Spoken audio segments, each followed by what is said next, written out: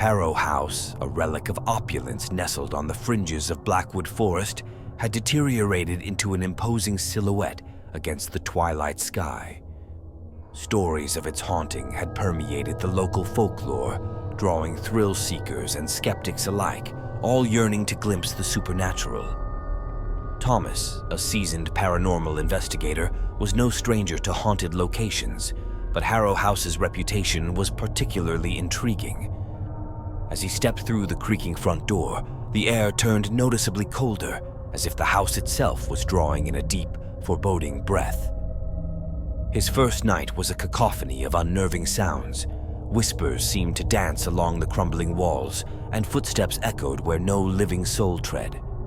Thomas's instruments detected abnormal electromagnetic fields and sudden, drastic temperature drops, typical signs of paranormal activity.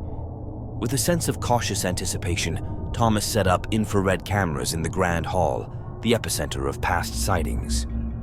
Reviewing the footage, he was startled to see the ethereal image of a woman, draped in Victorian attire, pacing endlessly near the grand staircase, her face obscured by the shadow of time. Curiosity piqued, Thomas searched for clues about this ghostly figure. In a neglected study, he uncovered portraits covered in dust, the most prominent being that of Lady Elizabeth Harrow, a figure of grace and tragedy who had met an untimely and mysterious death within these walls. His exploration led him to the mansion's library, where he discovered a hidden compartment in an antique desk. Inside, Lady Elizabeth's diary lay untouched, its pages yellowed with age, the ink faded, but the words still palpable with emotion and despair. Night after night, the hauntings intensified. Books would hurl themselves from shelves without warning. Laughter echoed down the empty halls, chilling to the bone, and the unmistakable fragrance of roses filled the air, a scent noted in the diary as Lady Elizabeth's favorite. On the fourth night, a piercing scream shattered the silence, pulling Thomas from the grip of sleep. He sprinted to the source, only to find an eerily empty room. On the wooden floor lay a fresh rose, its red petals stark against the dust, an impossible anomaly. Driven by the diary's tales of lost love and betrayal, Thomas conducted a séance in the very room Lady Elizabeth had described her deepest sorrows. The flickering candlelight cast eerie shadows as her voice, laden with centuries of grief, resonated through the room, recounting her doomed romance with a man her family deemed unsuitable. She implored Thomas to locate her locket, a token of her love, convinced that it held the key to her release from this spectral existence. Motivated by her plight, Thomas embarked on a thorough search, which led him to discover the hidden locket beneath the floorboards of her once lavish bedroom. Upon opening the locket, the house was engulfed by a powerful gust of wind, and the spectral form of Lady Elizabeth materialized before him. Her expression was one of both relief and eternal sadness, her eyes reflecting the turmoil of a life cut short. Promising to reunite the locket with her lover's remains, Thomas ventured to the local cemetery. Under the haunting glow of the moon, he placed the locket on the time-worn tombstone marked with her lover's name, hoping to mend a century-old heartbreak. As he walked back to Harrow House, the atmosphere felt transformed. The oppressive air of sorrow that once permeated the mansion seemed to dissipate, replaced by a tranquil silence. That night, for the first time in decades, the house was quiet. With the dawn, Thomas prepared to leave, feeling a profound sense of accomplishment and peace.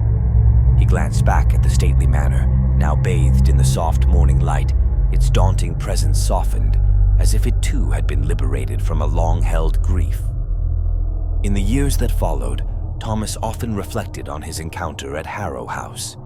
He had arrived seeking evidence of the paranormal, but left having played a part in resolving a tragic tale of love and loss.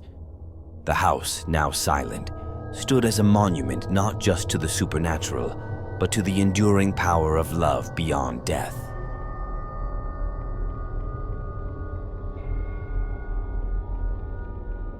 In the shadow of Harrow House's ominous facade, legend spoke of the Midnight Maid, a spectral figure seen wandering the moonlit gardens, her form barely distinguishable in the mist. Intrigued by these tales, Julia, a historian with a passion for ghost stories, arrived at the mansion, her heart a blend of excitement and apprehension. Her first step inside was met with a chill that seemed to seep into her bones. The air inside Harrow House was thick with the scent of mildew and decay, yet beneath it lingered a faint aroma of lavender, inexplicably fresh and distinctly out of place. Julia spent her days sifting through archives and journals left to molder in the library. She pieced together the story of Annabel Lee, a servant who vanished without a trace on the eve of her wedding. Her disappearance had become one of Harrow House's most enduring mysteries. As night fell, Julia set up her recording equipment in the hopes of capturing EVPs, electronic voice phenomena. The stillness of the house was soon broken by a soft, sorrowful humming that resonated through the walls, a melody that seemed to echo from another era. Determined to uncover more, Julia delved deeper into Annabel's life through the diaries of the other servants. She learned of a secret love affair between Annabel and the lord of the house, a forbidden romance that was doomed from the start.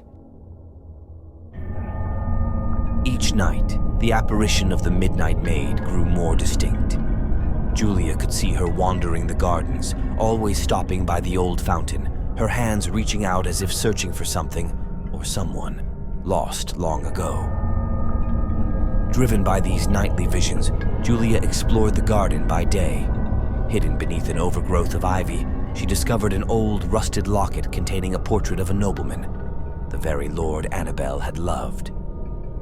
That evening, a thunderstorm trapped Julia inside. The house groaned under the weight of the storm, and in the flashes of lightning, she saw Annabel's ghost standing at the top of the main staircase, her eyes hollow with longing and despair. Julia approached the ghost, holding out the locket she had found. The air grew tense, charged with electric energy. Annabel's spirit began to weep, her cries mingling with the sound of the storm outside. The ghost whispered of her sorrow, revealing that she had been pregnant and planning to elope when she was discovered and locked in her room, where she met her untimely demise.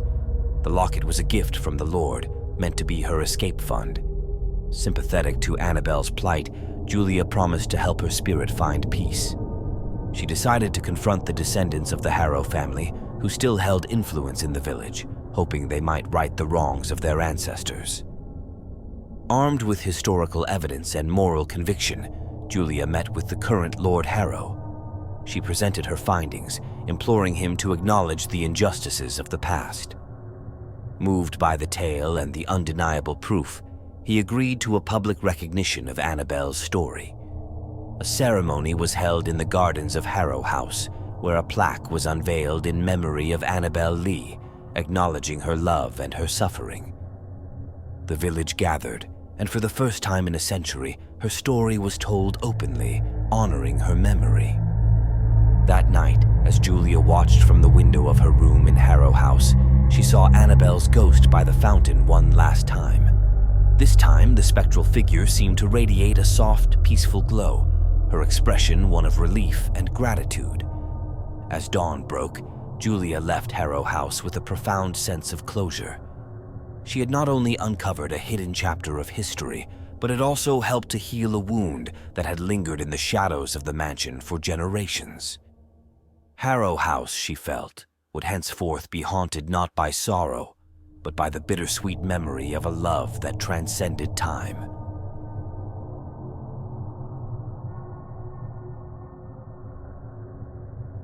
Harrow House stood under the gloom of an impending storm, its once majestic structure now marred by the passage of time and tales of curses. David, a collector of occult artifacts, was drawn to the mansion by rumors of a cursed heirloom said to possess dark energies. Upon his arrival, the house seemed to resonate with a palpable sense of dread.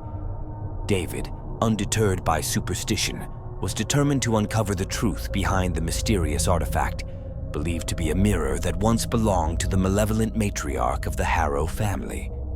The mirror, known as the Lament Mirror, was said to reflect not only one's appearance, but also the darkest facets of one's soul. It had been blamed for numerous tragedies in the Harrow family, including madness and sudden, unexplainable deaths. As David explored the desolate hallways, he found the house unnaturally cold, the silence broken only by his footsteps and the occasional distant sound of a mirror cracking, though the source remained unseen. He finally discovered the lament mirror in a secluded room, its surface dusty but intact. As he wiped the glass, his reflection twisted into a horrifying visage, and he heard a whisper urging him to look deeper. That night, David dreamt of the Harrow matriarch, who revealed that the mirror had been a gift from a spurned lover, cursed with black magic intended to bring ruin to her and her descendants. Driven by the vision, David began documenting occurrences around the mirror. Objects moved on their own, shadows flickered in its reflection even when the room was empty, and chilling drafts seemed to emanate from its surface. Determined to break the curse, David consulted ancient texts and interviewed experts in supernatural lore. He learned that to neutralize the mirror's curse, he would need to confront it with a relic of pure intent. His research led him to a small, forgotten chapel where he found a cross that had been blessed by a renowned exorcist known for battling dark forces. With the cross in hand, David returned to Harrow House, ready to face whatever darkness the mirror harbored. As he held the cross before the mirror, a violent wind surged through the room, extinguishing all light. The mirror's surface rippled like liquid, and a spectral figure emerged, her face contorted with malevolence. David stood firm, the cross emanating a faint golden light. The figure screamed in fury and despair, her form becoming more unstable with each passing moment as the mirror's hold weakened. Suddenly, the room fell silent. The figure dissipated, and the mirror's reflection cleared. A sense of peace filled the air, the oppressive energy that had enveloped the house dissipating like mist in the morning sun. In the calm that followed, David examined the mirror. It now reflected the room accurately and serenely. He recorded this final encounter, noting the disappearance of the spectral matriarch and the end of the disturbances. Before leaving, David secured the mirror, ensuring it could cause no further harm. He left Harrow House behind, confident that the curse had been broken and that the house could now find a new life free from the shadows of its past.